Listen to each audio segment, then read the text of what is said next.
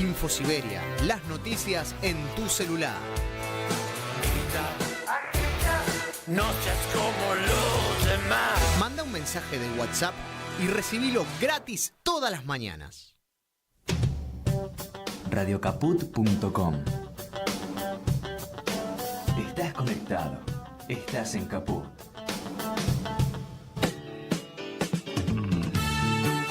Quererse libre. Un intento de humanizar la realidad. Quererse libre. Con Lía Méndez, Fortunato Morrone y Jorge Pardés. Un programa para la libertad. Para la libertad. Sangro, lucho, vivo para la libertad. Mis ojos y mis manos, como un árbol carnal, generoso y cautivo.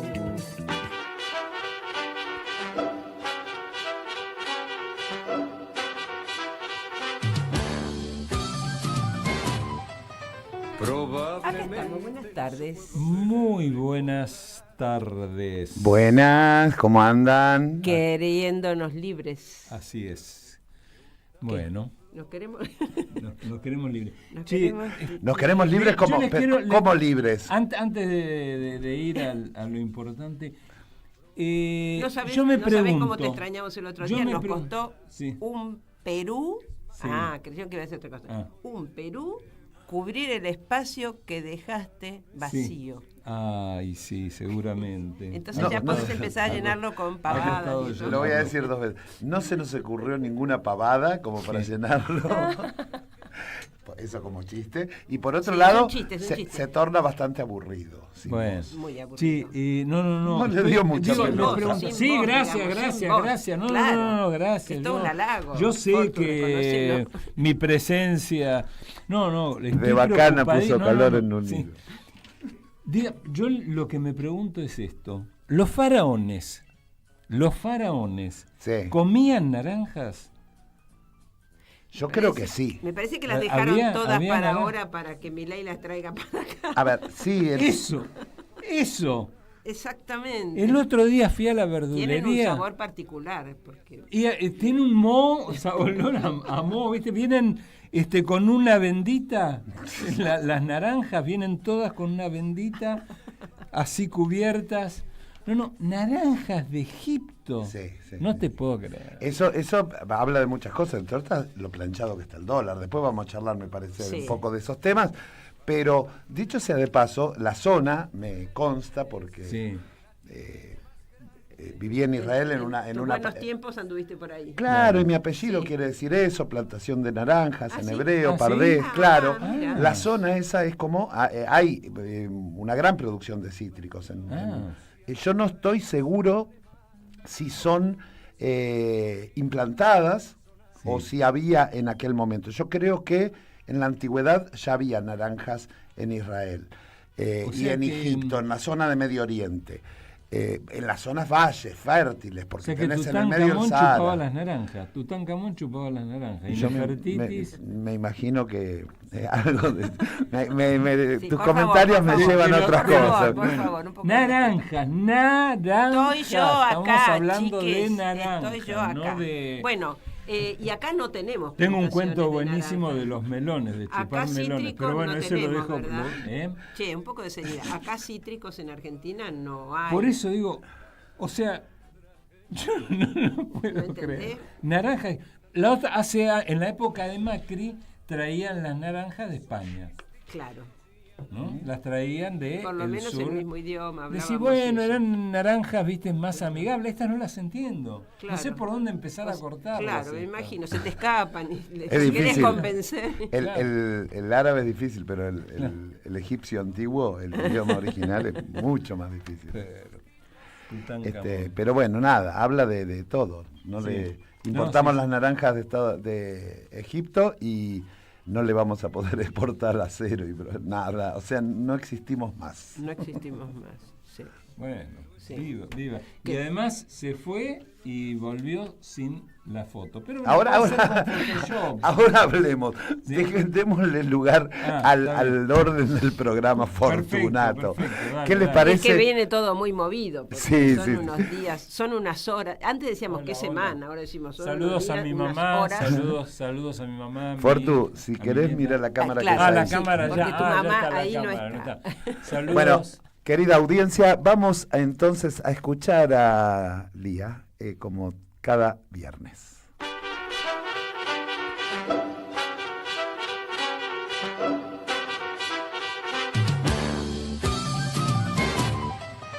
Probablemente en su pueblo se Sí, de algún modo introducíamos con un poco de humor, pero francamente estamos asistiendo a lo que espero sea el final de una etapa caracterizada por el acelerado deterioro institucional y creo que la mayor crisis de representatividad del sistema republicano, ¿no?, de la división de poderes en nuestro país. Los últimos acontecimientos en realidad podrían convertirse en un punto de inflexión en este proceso que, si bien no comenzó con el gobierno de Milei, la política que lleva adelante desde que asumió, intencionadamente violatoria del Estado de Derecho. Eso desde un primer momento, y obviamente de todas las instituciones. Eso es lo que ha marcado un proceso de decadencia, ¿no?, que a su vez creo que anuncia, estos son todos expresión de deseo, creo que anuncia el fin de una etapa.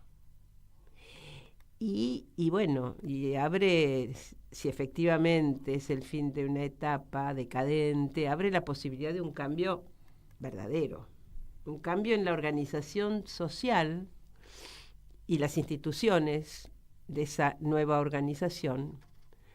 Bueno, las instituciones que en definitiva son las que le dan sustento y fortaleza, ¿no?, a la organización social que ojalá podamos definir y elegir, ¿no?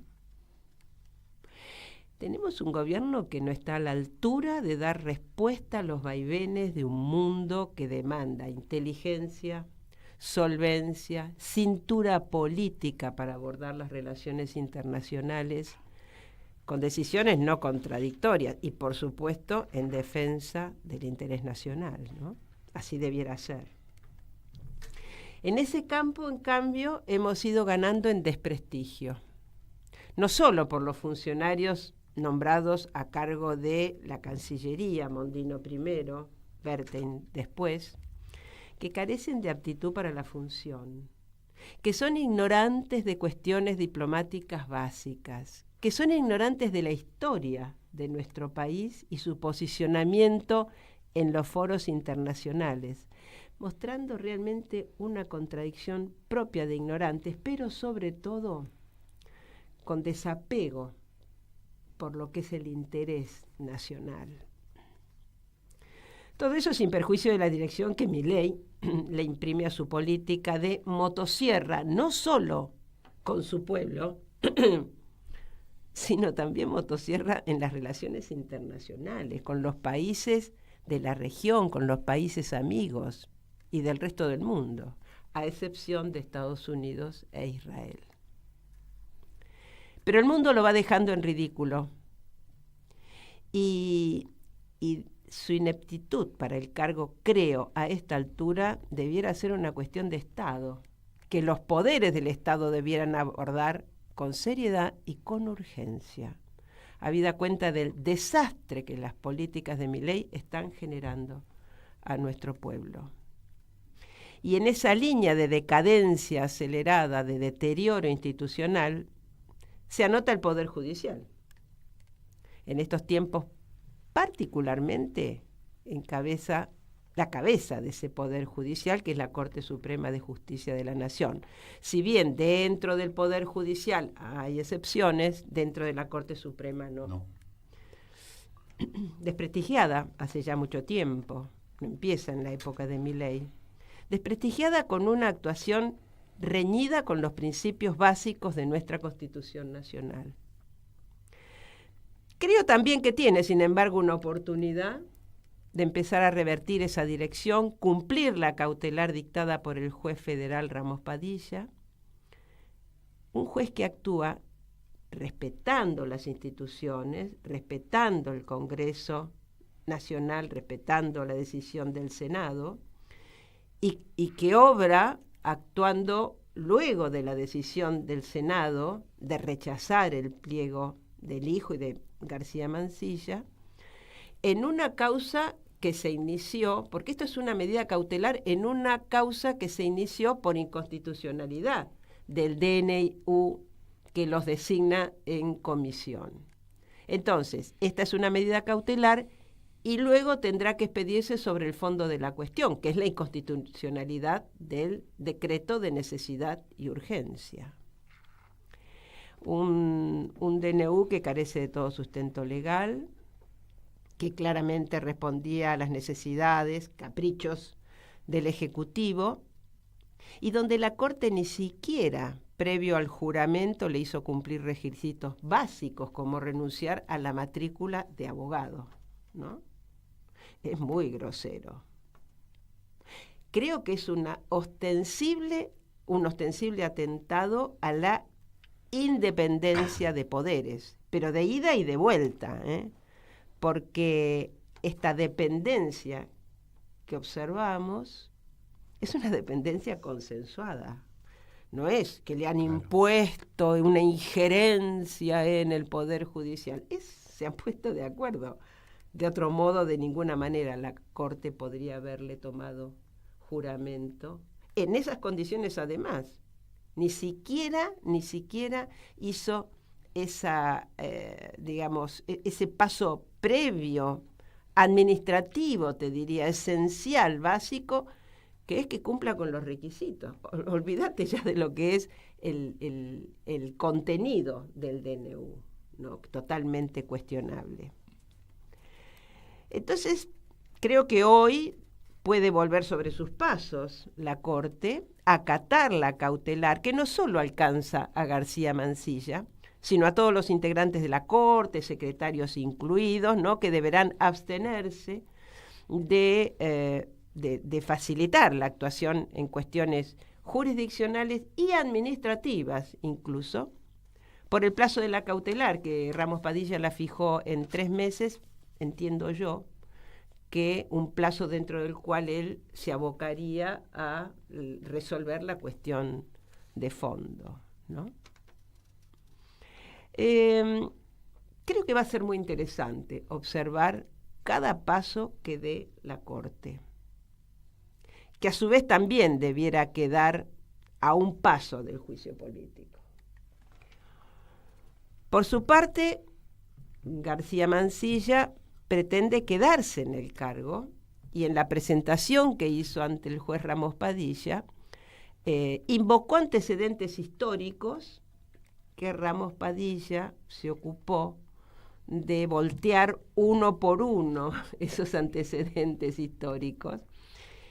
Pero García Mansilla elude referir al antecedente más cercano al que debió apelar, que es su propia afirmación, y considero además afirmación y compromiso, porque estaba defendiendo el pliego en el Senado. Era una audiencia de defensa de su propio pliego. Es defensa, no solo su afirmación y su opinión, sino una suerte de compromiso, ¿no? Yo jamás asumiría, jamás aceptaría una designación en comisión o por DNU, ¿no?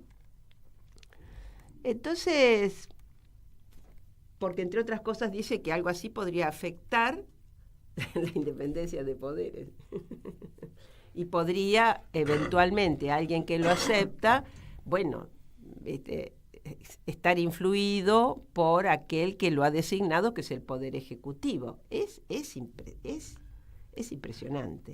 Aparte, permíteme una interrupción nada más, porque es verdaderamente atenta absolutamente contra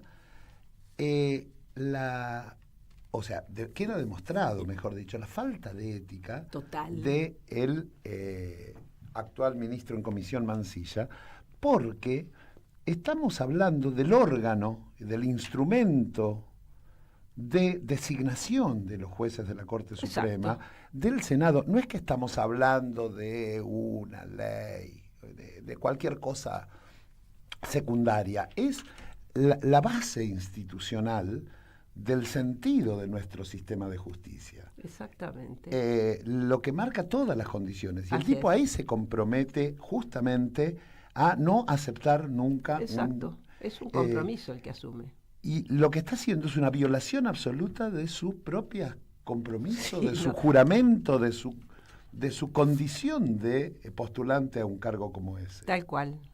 Tal cual. Y eso mismo lo inhabilita. Tal cual, efectivamente. Efectivamente. Entonces, creo que estamos en un momento de gravedad institucional. Y los instrumentos para encontrar la salida están a mano. Esos instrumentos son la Constitución Nacional y los instrumentos de derechos humanos al que alguna vez tendrán que echar mano, cumpliéndolos y haciéndolos cumplir. Qué bien.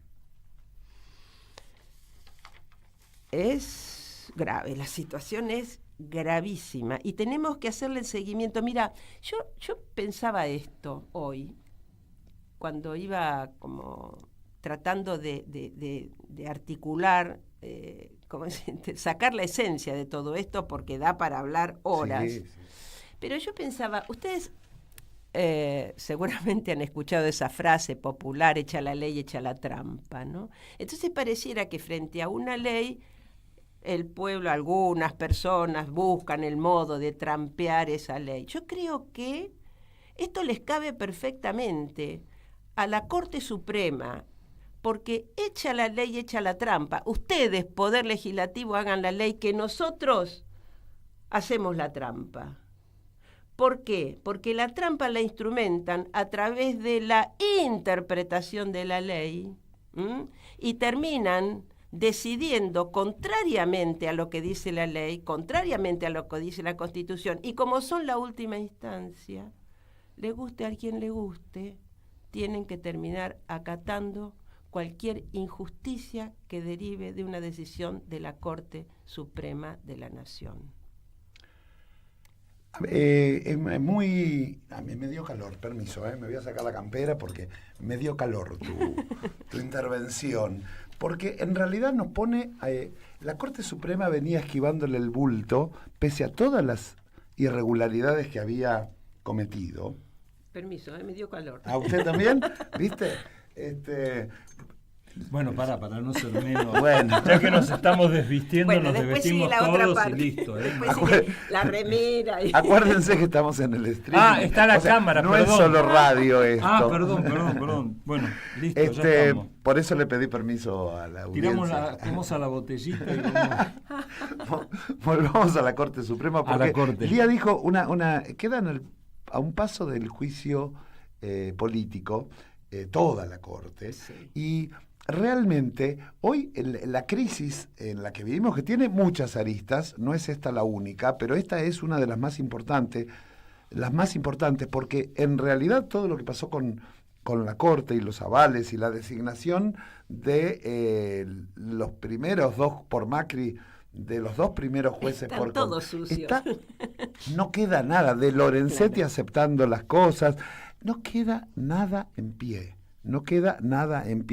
Y verdaderamente hay como que ver un poco lo que está pasando. Yo creo que Milei, y ya entrando un poco en esos temas, está haciendo exactamente copiando. Pero sin salirse, y te dejo seguir, ya que lo nombraste a Lorenzetti, ahí andaba proponiendo que tomaran la causa de Cristina para resolverla en breve plazo.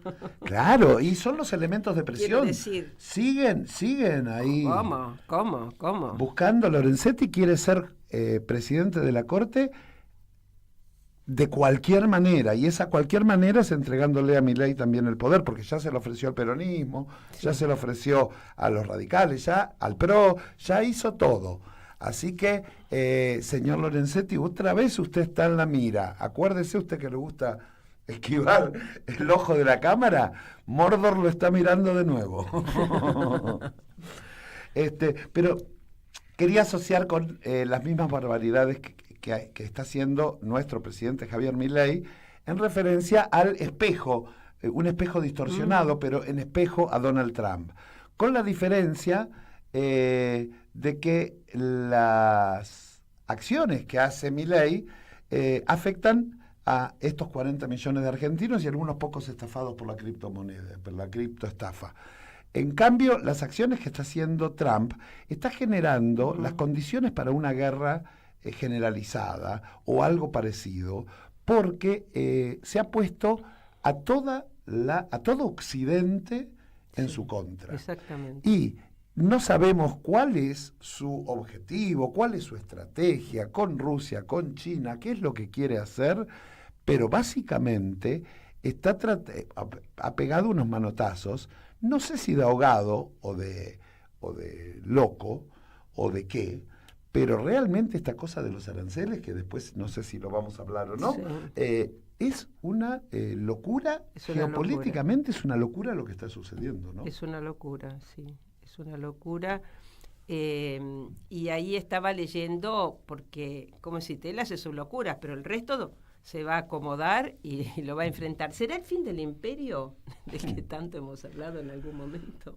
Sí, también habíamos hablado, acordate de que estamos transitando por ahí el fin del imperio, pero los coletazos del dragón cuando cae están dejando culo para arriba medio planeta. Ese es el lío. Está bien, pero si es el fin del imperio, el principio del fin del imperio sería sumamente alentador, ¿no?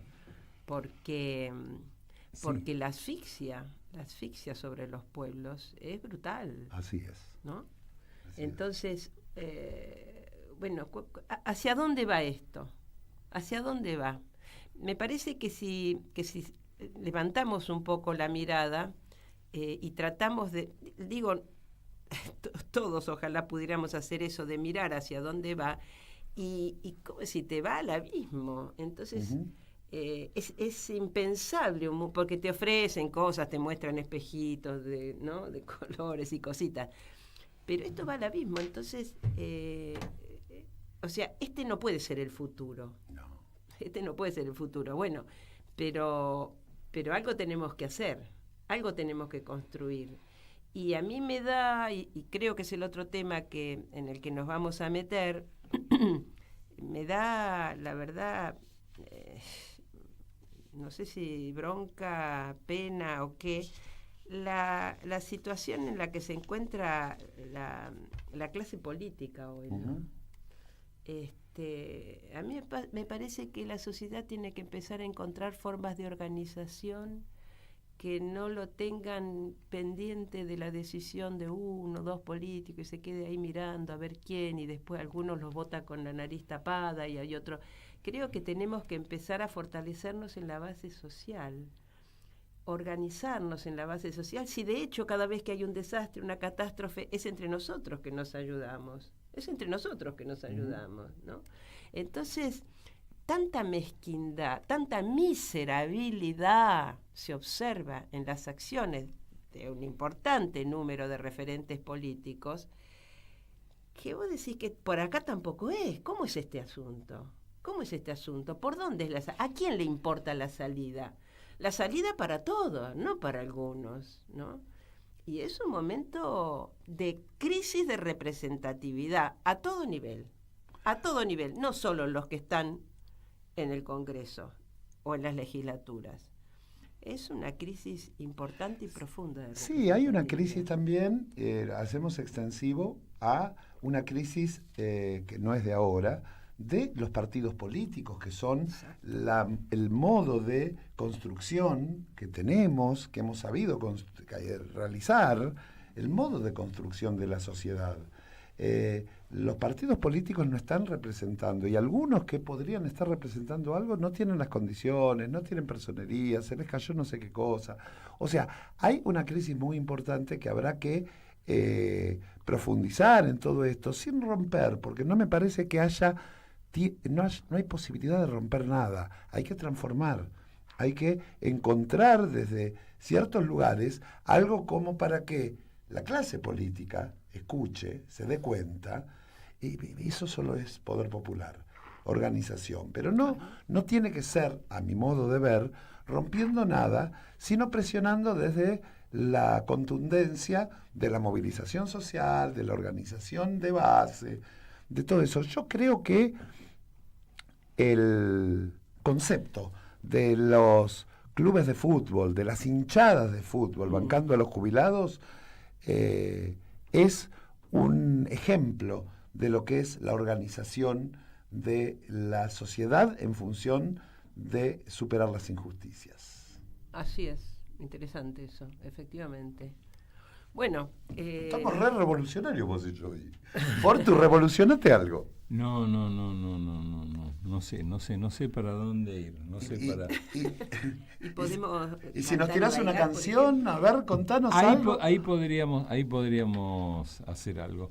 Tenemos un tema producido, generado por unos amigos, Jorge Pozo y Celia Latuf, que son también los creadores del canal de YouTube Meditaciones Online, o sea que lo pueden buscar en YouTube. Tienen también una página web, elmensagedesilo.ar, donde el objetivo es un mundo en paz y en conexión. Bueno, son aspiraciones en este mundo tan aspiraciones humanistas. Tan complicado. Y sumamente elevadas, por cierto, escuchen. Así que, bueno, y ellos, no son, músicos, pero se han metido con todo el tema de la inteligencia artificial y a través de la inteligencia artificial están produciendo temas musicales que tienen que ver con ese concepto o con esa perspectiva del mundo que queremos, ¿no? Un mundo más humano, sin violencia, y prepararon un tema referido al Día del Veterano y los caídos en la Guerra de Malvinas. ¿Lo pasaste vos? No sé, ¿te lo mandaron ellos? La verdad que no me acuerdo, lo encontré ahí, lo encontré en uno de los grupos humanistas. Tiene cosas muy buenas. No es que me lo haya pasado Jorge Pozo ni nada de eso. Porque lo estuve buscando en el canal de YouTube y no está, entonces se ve que lo han producido solamente como audio, sin imágenes, porque en el canal de YouTube, además de la música, están también... Ellos tienen producciones muy buenas. Con imágenes. Sí, no sé muy bien el origen, por ahí es por ahí le transgredimos una norma y lo querían, bueno, supongo que lo deben haber estrenado para el 2 de abril, pero a mí me interesaba mucho poder escuchar con la audiencia este tema, básicamente porque la letra habla de los temas que en Quererse Libre nos son tan importantes y nos podría ayudar como disparador para conversar en el segundo bloque. Entonces escuchamos Día del Veterano y de los Caídos en la Guerra de Malvinas, porque no tiene un título, o sea, le he puesto yo ese título. Los productores, Jorge Pozo y Celia Latuf, ahí vamos a escucharlos. 2 de abril, la memoria nos golpea como un viento helado desde el sur. Bajo un cielo gris, la city en silencio, un recuerdo en la mente, una vieja secuencia, pibes saliendo apenas con 20 a pelear batallas que nadie les cuente, los mandamases con whisky en la mano, jugando a la guerra, causando un gran daño, las islas allá, un grito en el viento, un pedazo de tierra, un triste momento. Malvinas son nuestras, no va a cambiar, latido argentino que vuelve a sonar en cada rima, en cada canción, por esos que no volvieron con la memoria hecha canción. Malvinas son nuestras, lo dice mi voz, herida en el alma, pidiendo su arroz. En la turba y el frío, la noche sin luna, soñando con casa, con ver la laguna, dejaron la escuela, dejaron su barrio, por orden de un viejo, de un regimenario.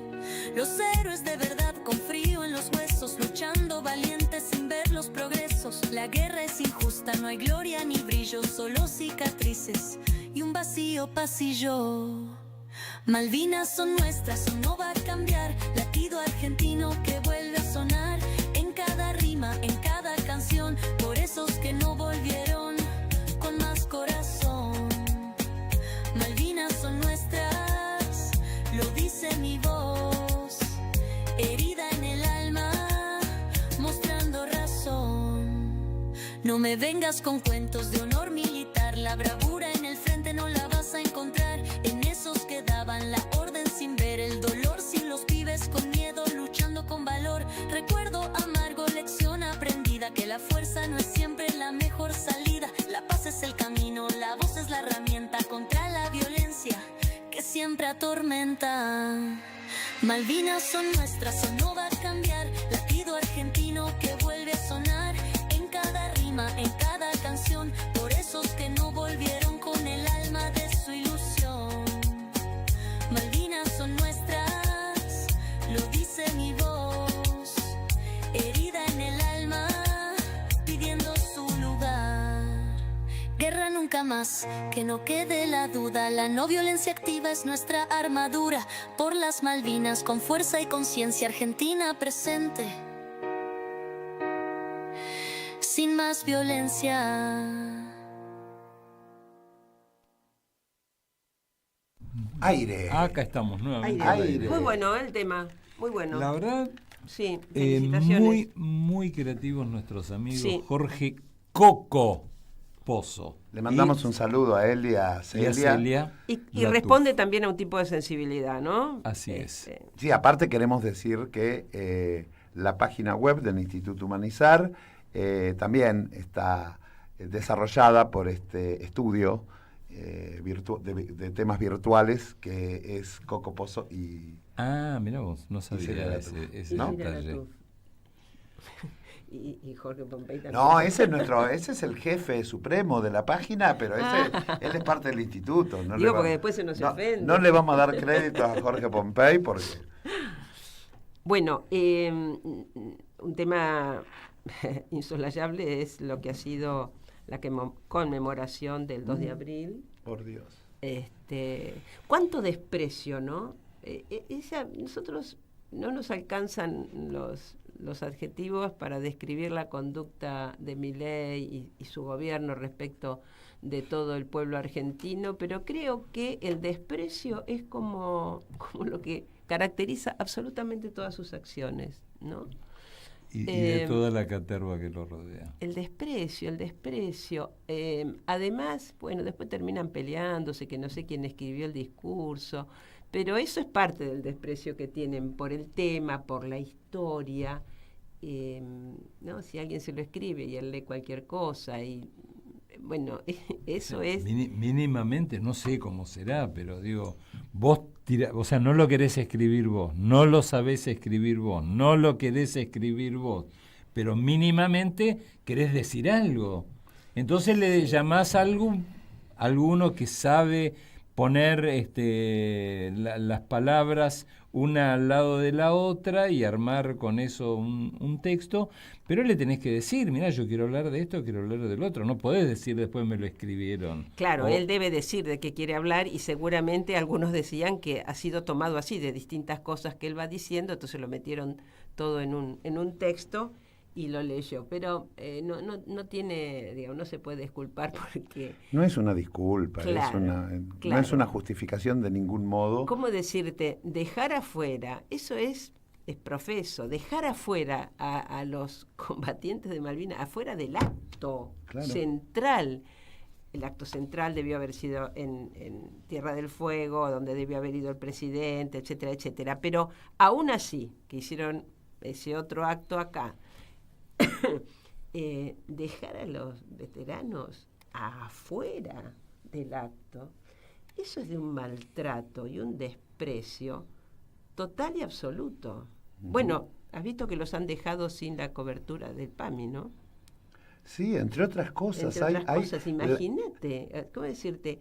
Eso es de maldad, eso es querer dañar, eso no tiene otra explicación.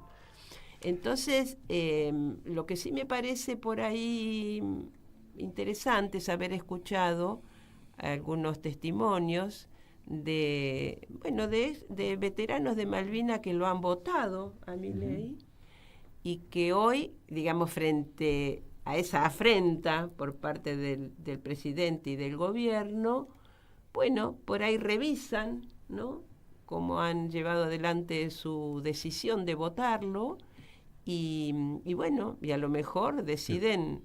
Pero esos veteranos que lo han votado, digamos, tampoco pueden eximirse de que, bueno, que fue no sé qué cosa, porque él siempre dijo que admiraba a Thatcher. Bueno, uno de los veteranos, no sé si lo escuchaste decir, que el problema no era que admirara a Thatcher o que tenga el retrato en su despacho. Yo dije, ¿cómo va a decir eso? Bueno, dijo eso.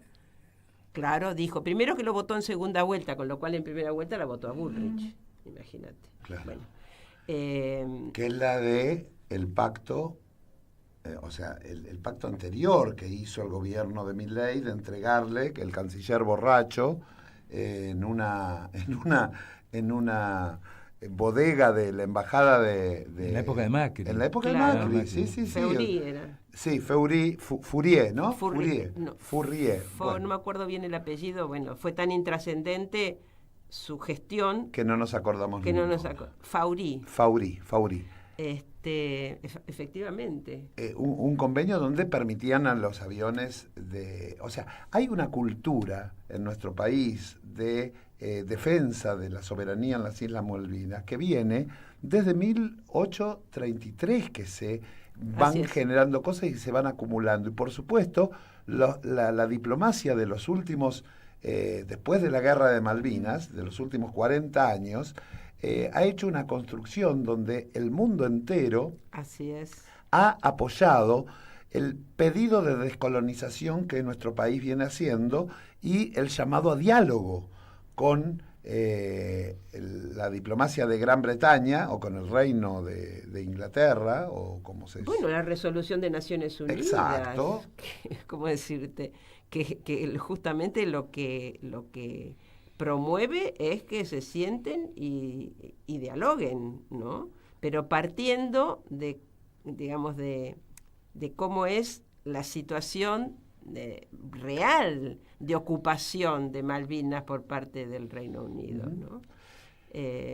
Pero bueno, se niega todo eso, se niega toda esa historia, además de esa vertiente que vos describís muy precisamente, que tiene que ver con la maldad, el daño. El ataque directo a los excombatientes, la destrucción de la memoria, así Totalmente, como... En todo. Sí. Bueno, ya que hablas de la destrucción de la memoria, también son tan ignorantes y brutos y brutales, como lo hemos dicho en varias oportunidades. Fíjate que destruyeron la escultura de Osvaldo Bayer y se multiplicó. En todos lados están levantando monumentos, cosas. Impresionante. Entonces, desde ese punto de vista también son muy brutos. No saben cómo funciona. Es decir, ellos creen que porque la tiran abajo se terminó y entonces hay un cambio, pueden avanzar hacia un cambio cultural. Claro, todo el mundo, el tiro abajo la estructura y entonces la escultura y entonces nada, ya nos olvidamos, no existe más Bayer. No, genera todo lo contrario. Ignora principios básicos, digamos, ¿no? Que cuando pretendés empujar algo groseramente, forzar algo hacia un fin, producir lo contrario. Así es. Lo contrario.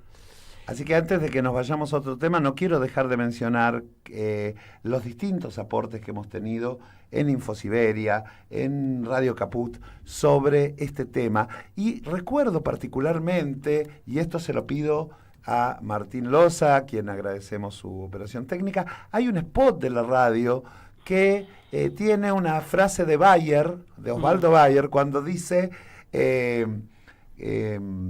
Caput, nombra la radio, él habla de Caput, él tiene mucho conocimiento del alemán, es una palabra que viene por ahí, y lo hace tan gracioso en algún momento, hace ya muchos años, creo que fue un spot hecho al principio, que también vaya más livianito nuestro homenaje, desde la radio, desde Querer Ser Libre, Osvaldo Bayer, con ese recuerdo que ya cuando esté lo vamos a poner. No te vuelvas loco, Martín Loza, pero cuando esté lo ponemos. Eso no se le hace al No, por supuesto, eso no se hace así, pero nosotros lo hacemos así porque está muy bueno traer esa referencia, efectivamente. Así que ahí van, con chastrinadas una tras otra, todo le sale mal. Todo le sale mal. Todo le sale mal, y no será por la oposición política. Todo le sale mal porque está todo mal hecho, y lo que está mal hecho no puede salir así bien, es, ¿no? A mí me gustaría, ya que al inicio de nuestro programa hablábamos de la Constitución Nacional y de los instrumentos internacionales de derechos humanos, ¿no?, que son parte de la Constitución, comentarles que desde el Instituto Humanizar, que es un instituto de política pública humanista, venimos trabajando en una mesa de intercambio, justamente como describiendo el momento actual y viendo la necesidad de poner sobre la mesa los temas que nos parece sobre los que habría que discutir y habría que abordar desde una mirada humanista que tiene que ver con el enfoque de derechos en la política pública, ¿no? Entonces, digamos, partiendo de esa Declaración Internacional Universal de Derechos Humanos de 1948, esa declaración que estableció el marco jurídico básico de las nuevas reglas en ese momento, nuevas reglas sociales, que definía un ideal de ser humano concebido como sujeto de derechos básicos e inviolables, al tiempo que definía al Estado-Nación como garante de esa concepción y la obligación de implementar política pública que efectivamente habilite a cada persona, a cada individuo, a contar con las condiciones de existencia mínimas definidas por esos derechos, ¿no? Y la verdad que el tiempo que estamos transitando nos indica que el nivel de vulneración de derechos se va incrementando. Bueno, la tremenda desigualdad social es la expresión justamente de esa vulneración de derechos, ¿no? Y bueno, y se ha venido incrementando a través de las últimas décadas, y el paradigma de derechos humanos ha sido reemplazado por otros valores y objetivos, ¿no? Eso es lo que venimos observando. Entonces, desde nuestra perspectiva, la alternativa de una dirección humanizadora, particularmente en lo social, debería considerar como orientador el enfoque de derechos al demandarle al Estado su acción de gobierno. Uh-huh. Entonces, lo que hemos hecho y en lo que estamos trabajando es hacernos algunas preguntas y poner algunos temas que nos parece que debieran ser abordados en esta etapa para dónde vamos, un poco lo que hablábamos al inicio, ¿no? Tenemos esos instrumentos, hay una vulneración total, el Estado actual no garantiza derechos. Entonces, ¿qué temas tendríamos que discutir y poner sobre la mesa?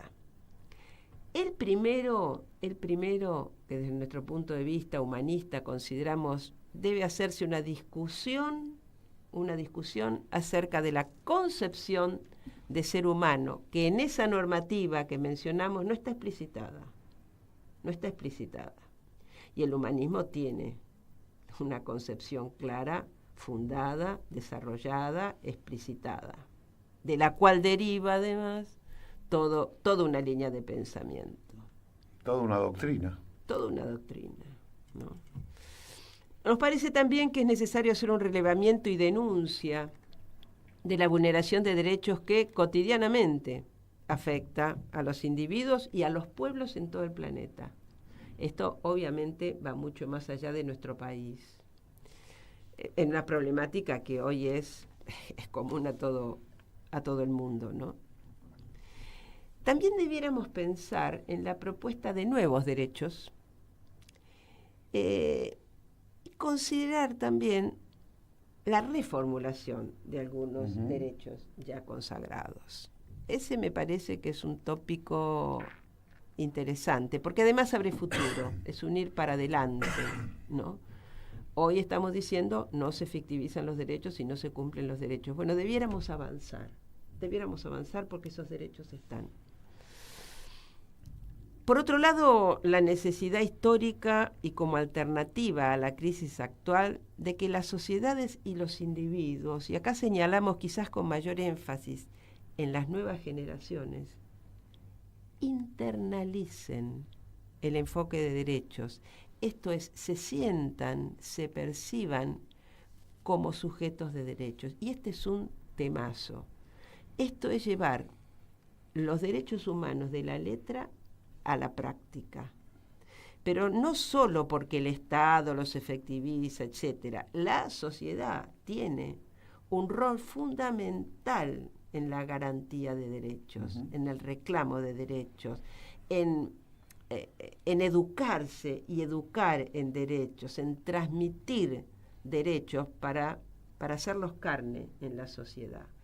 Bueno, eso tiene que ver con registrarse como sujeto de derechos. Es un registro interno, es una sensación ser portador de derechos humanos. Bueno, eso es una necesidad histórica.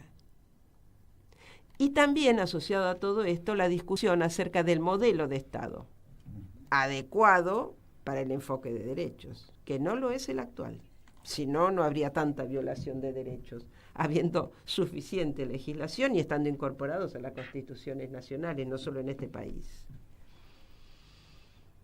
Y otro tópico, que no se agotan acá los tópicos que tienen que ver con este tema, es la demanda política de la urgencia por implementar programas de gobierno y medidas concretas de política pública en una dirección humanizadora.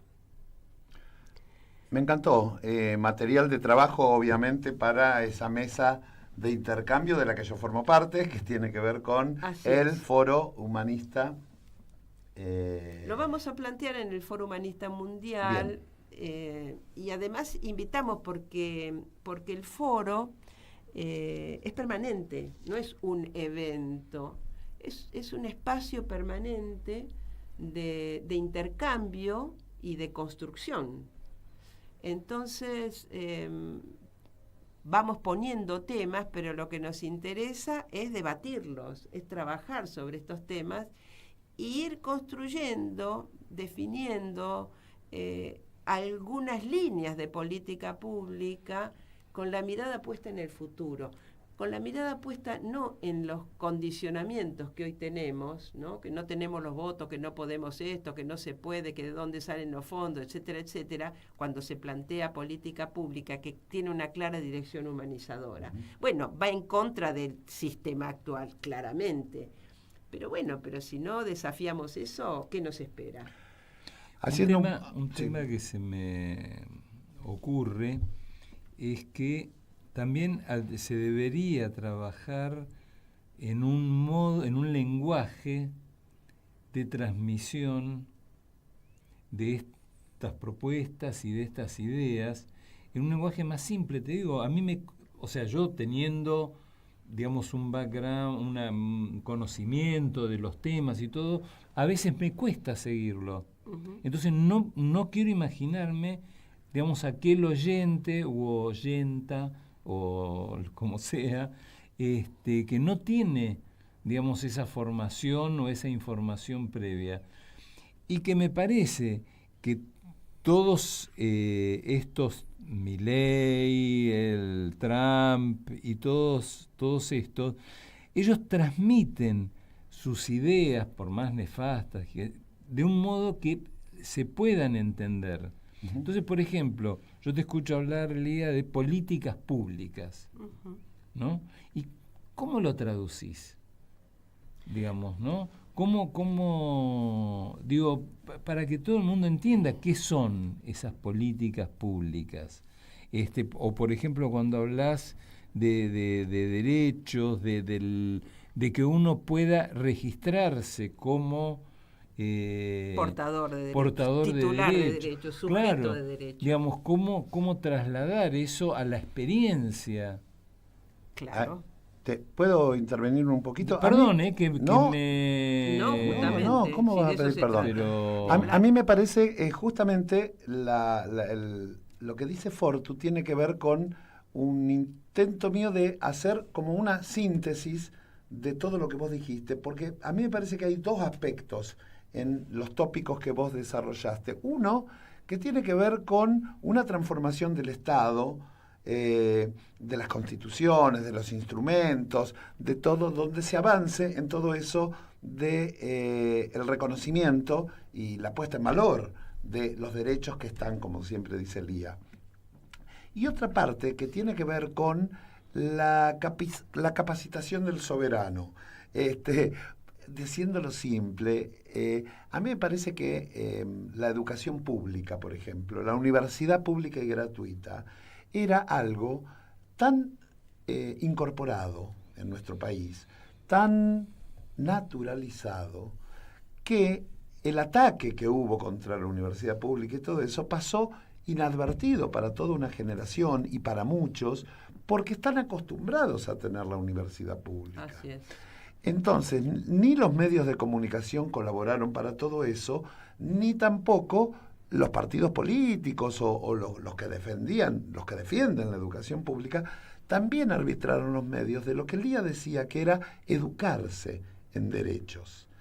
Y a mí me parece que ahí está el meollo de la cuestión para cada uno de los que nos está escuchando y que por ahí no entiende del todo las palabras de política pública, de vigencia de derecho, de sujeto de derecho, pero sí que te la ponen que te engañan cuando te tapan los derechos que están. Y hay que aprender cuáles son los derechos que uno tiene como ser humano. Y ese es el tema de discusión. El derecho a una vivienda digna, a salud, a educación, eso que son títulos, hay que profundizar. Sí. El derecho a la libertad.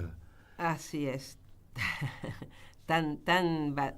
Se ha vaciado de significado, del verdadero significado, ¿no? Ese y otros términos. Yo creo que, respecto de lo que vos decís, Fortu, varias cosas. Una cosa es cuando uno quiere comunicar a grandes públicos una idea y entonces toma un formato que sea de fácil acceso.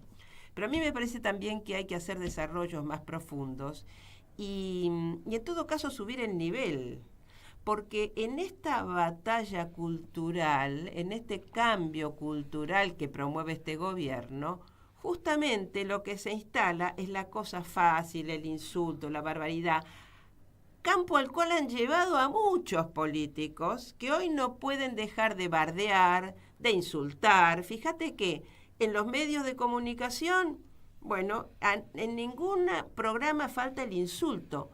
Bueno, van instalando esa cultura y no se dan cuenta, se han puesto al nivel de gobierno y de Milei y de su impronta y terminan yendo justamente al mismo lugar desde el cual habla él. Entonces a mí me parece que hay que subir el nivel, hay que tener respeto por la población, respeto por la gente, y entonces yo, como haría cualquier docente, digamos, no baja, sube el nivel, y en todo caso el que escucha tiene que, si le genera interés, intentar comprender, y nosotros estamos hablando de espacios de intercambio, entonces ahí se habla, se discute, pero lo que tiene que haber es un interés por la temática, y lo que se han hecho hace un tiempo, no solamente en el gobierno de Milei, si no hubiera ganado, es la cosa superficial, es la cosa del eslogan,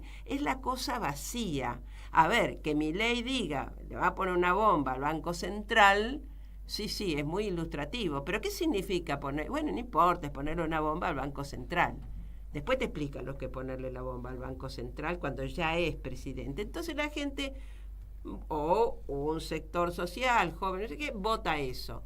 Bueno, yo no voy a alimentar, no me parece que haya que alimentar eso, no me parece. Me puedo equivocar de acá a la China y puede ser parte de mi paisaje de formación.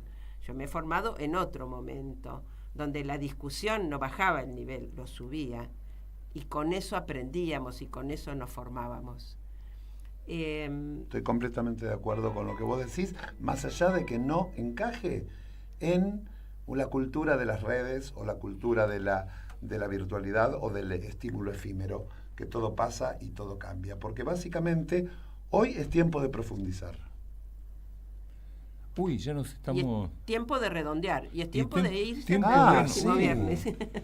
Bueno, la seguimos. Sí, no, es interesante. No, yo no digo, o sea, como había arrancado con eso, no digo bajar a las barbaridades que dice Milei, que dice Trump. No, yo digo claro, buscar un lenguaje que sea, digamos, accesible, punto, nada más. Sí, eso desde ya. Eso. Es lo mismo que con los, digamos, cuando uno habla con un abogado, es un lío. Bueno, nos vamos. Sí. ¿No? Nos están empujando, no me empujes. Decinos que vamos a escuchar. Vamos a escuchar latidos de la nueva sensibilidad, ritmos que conectan el alma, otro tema producido por Jorge Coco Pozo. Excelente. Y Celia Latufo. Y nos vamos. Y ya nos estamos yendo hasta la semana que viene. Gracias por estar ahí. Chau.